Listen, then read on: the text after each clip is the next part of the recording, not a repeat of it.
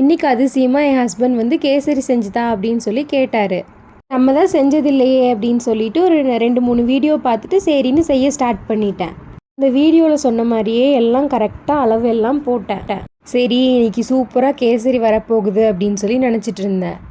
Food colour வந்து நான் use பண்ண மாட்டேன், அதனால் ஒயிட் கேசரியே செஞ்சிடலாம் அப்படின்னு சொல்லி எல்லாம் பண்ணிட்டு சர்க்கரை போட்டுட்டு நம்ம வெங்கடேஷ் பட் சொல்கிற மாதிரி வந்து கொஞ்சம் பிஞ்ச் ஆஃப் சால்ட் ஆட் பண்ண சொல்லுவார்ல எல்லா ஸ்வீட்டுக்கும், அதுவும் ஆட் பண்ணேன்.